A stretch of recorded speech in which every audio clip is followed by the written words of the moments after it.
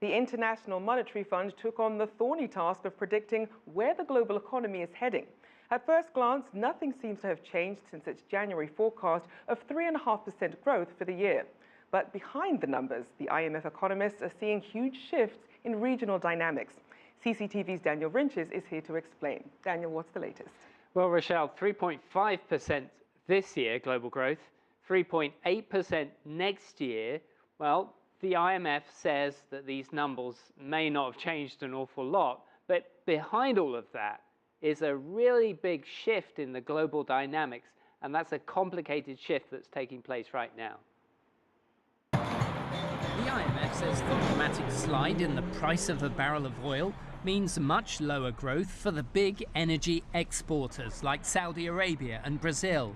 Yet the IMF's World Economic Outlook report states the impact on global growth is positive because it means people, corporations and governments have more money to invest, pay down debts and spend.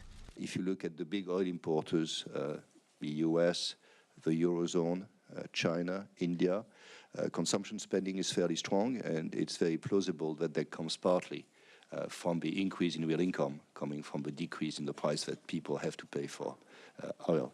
That's particularly good for the consumer-driven US economy. But the IMF says the strong US dollar hurts US and Chinese export competitiveness, slightly blunting the still strong growth picture for both nations. By contrast, the currencies of the Eurozone and Japan have weakened, and that's actually helping to reignite their economies through exports.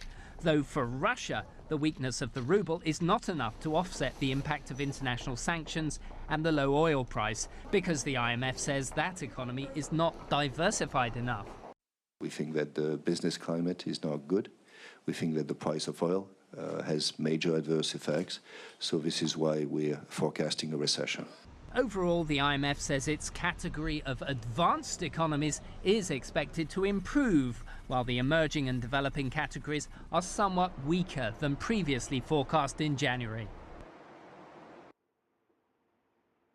Those economies still represent about 3/4 of global growth and will continue to play a preeminent role in raising living standards worldwide. Rochelle?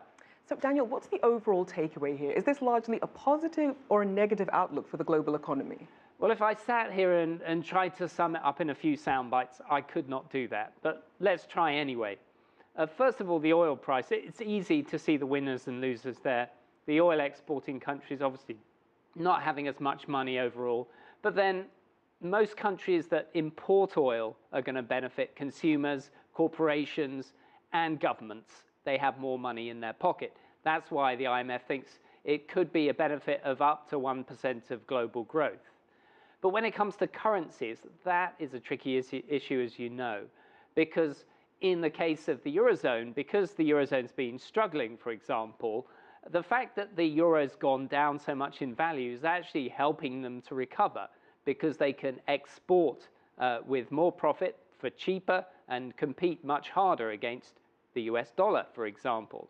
So it depends on what country you are. And then if you go further into that, say you're a country that has a low currency, but at the same time you've got a lot of US dollar debt, then your low currency is a big problem, because you have to pay off that debt and transfer that currency. That ends up being a huge burden. So there are winners and losers, but as we begin to normalize out of this period where we are still recovering from this enormous hangover of the global financial crisis, and by no means is that over, as we begin to normalize, we begin to see this complex picture build up and things become normal, but much more complicated for us to dissect in one or two sound bites. Back to you. Well, thank you, Daniel, for giving us that look behind the numbers.